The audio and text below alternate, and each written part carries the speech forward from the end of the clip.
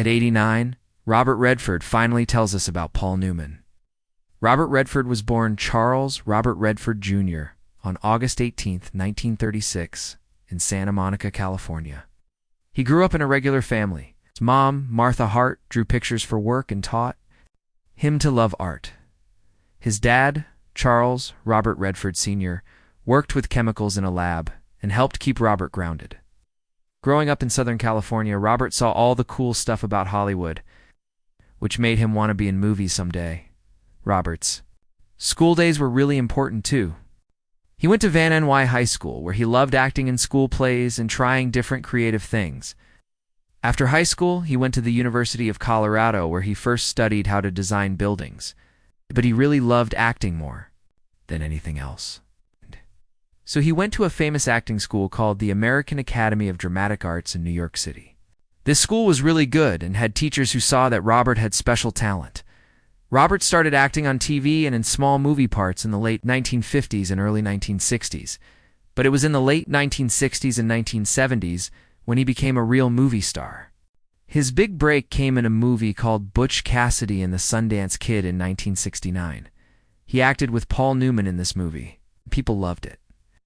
Robert played the Sundance Kid, and everyone thought he was so cool and charming. He was like a new kind of hero, someone who was tough, but also thoughtful and really likable.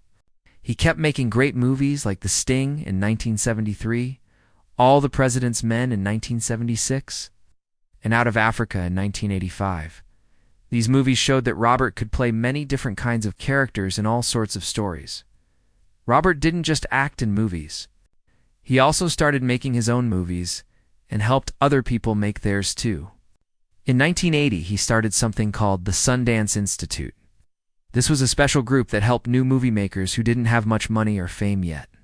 This led to the Sundance Film Festival, which is now the most important place for small, independent movies. Robert wanted to help new voices tell their stories in different ways. He also directed movies himself, including one called Ordinary People in 1980, which won the biggest movie award and showed everyone that Robert was great at making movies, not just acting in them. In the mid-1980s, Robert kept being one of Hollywood's best and most interesting actors. During this time, he was in cool movies, like The Natural in 1984 in this movie. He played a baseball player named Roy Hobbs, who was really talented but also had some sad things happen to him. People loved watching him in this movie. He was also in Out of Africa in 1985, which was a big, beautiful love story that took place in Africa and showed off Robert's acting skills in a different way. Robert also started directing more movies. During this time, he directed a movie called The Magro Beanfield War in 1988, which was based on a book by John Nichols. This movie was about communities, bad people in power, and different cultures. It showed that Robert was good at telling stories that made people think about important things, not just entertaining them. In 1992, Robert directed a really beautiful movie called A River Runs Through It. This movie starred Brad Pitt and Craig. Schifrin was about a family and how sad it can be when you lose someone you love. The movie also showed how pretty nature can be. People loved how Robert directed this movie because it was so touching and artistic. It proved that Robert wasn't just a famous actor, but also someone who could make movies that made people feel deep emotions. 2 years later, in 1994, Robert directed a movie called Quiz Show. This movie was about something that really happened in the 1950s when TV game shows were fake to get more. The movie talked about how TV and big companies sometimes lie to people and how that breaks trust. By making this movie about such a serious topic, Robert showed that he liked to make movies about important problems in America. He was really good at making movies that were exciting but also made people think. Robert kept both acting in movies and directing them through the late 1990s. In 1998, he both acted in and directed a movie called The Horse Whisperer. This movie was about healing both for people and horses, and had gorgeous scenes of the American West. The story was about getting better after bad things happen and how nature can help people heal. Robert showed he could direct himself in a movie, while still making sure the whole story worked well and felt real. In the 2000s, Robert kept making movies and acting in them too. He was in a movie in 2007 called Lions for Lambs, where he played a college teacher in a story about politics, TV news, and doing the right thing. Even though he was getting older, Robert still looked cool and important on screen. He directed a movie called The Conspirator about Mary Surratt and what happened after President Lincoln was killed. This showed he still loved making movies about history and right versus wrong. The next year, he made The Company You Keep in 2012, a movie with Shia LaBeouf, where Robert both directed and acted.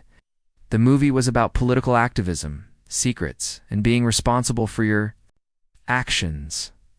This proved that even after decades of making movies, Robert was still amazing at doing many different things in Hollywood. On August 9, 1958, Robert Redford married Lola Van Wagenen in a private wedding in Las Vegas, Nevada.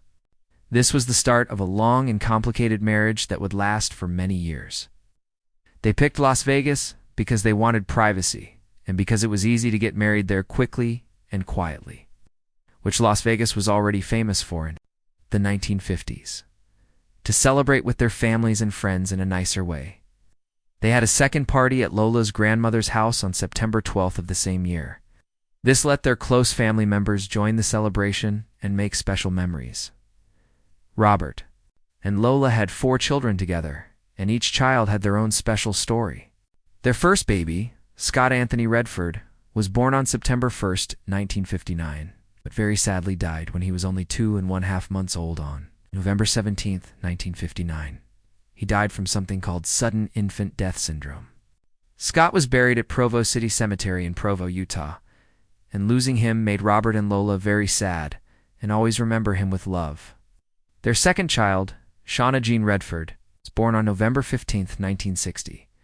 She grew up to be a painter, which showed she got her dad's love of art. Shauna married a journalist and writer named Eric Schlosser, and they both loved books and culture. David James Redford was born on May 5th, 1962, and he became a writer and movie producer, following his dad's footsteps by working behind the camera to make movies. Very sadly, James died on October 16th, 2020, but he left behind lots of stories. In artistic work, their youngest child, Amy Hart Redford, was born on October 22nd, 1970. She became an actress, director, and producer, which meant the Redford family kept being involved in movies and theater. Together, Robert and Lola have 7 grandchildren, and each one represents how the Redford family and their creative talents keep going to the next generation. Even though Robert and Lola were connected through their children and all the things they experienced together, their romantic love slowly faded over the years. Neither Robert nor Lola ever told the public if they officially separated or got divorced. They kept their personal life private. But in 1982, a famous entertainment writer named Shirley Eder said that the couple had been living apart for several years, which meant their marriage had basically ended even if they didn't make it official.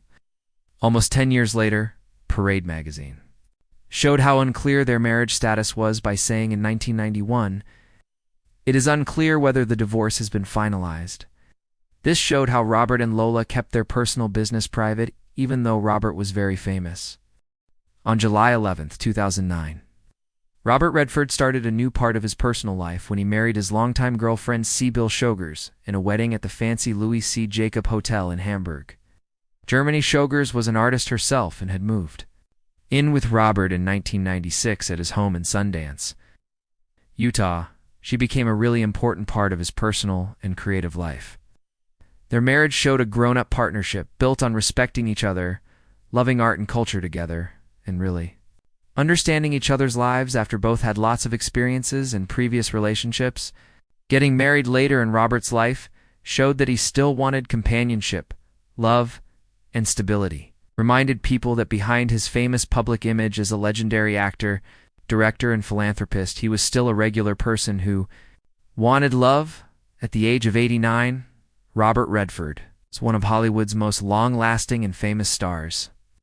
Finally opened up about his decades-long friendship and work partnership with the legendary actor Paul Newman.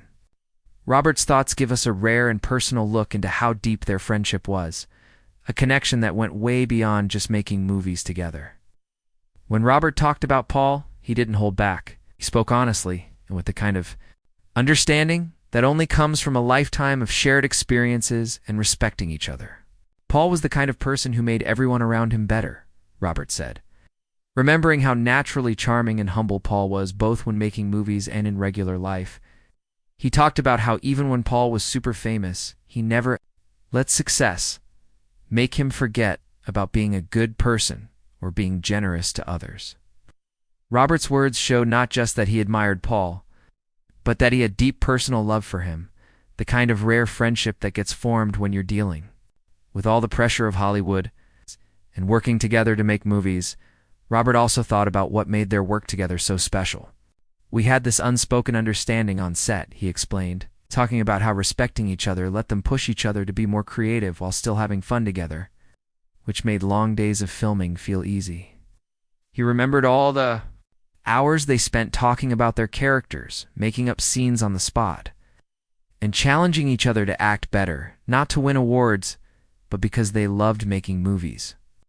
These memories showed the amazing artistic connection that made their movies together not only make lots of money, but also get praised by critics. Besides work, Robert talked about how Paul affected his personal life. He was more than a friend.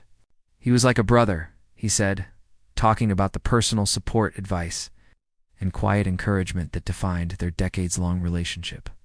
Robert's words suggest that their friendship was a rare mix of companionship, mentorship, and understanding each other, the kind of friendship that goes way beyond normal friendships and leaves a lasting mark on your life. Finally, Robert expressed, feeling grateful and nostalgic, emphasizing how Paul's influence went way beyond just their own lives and careers.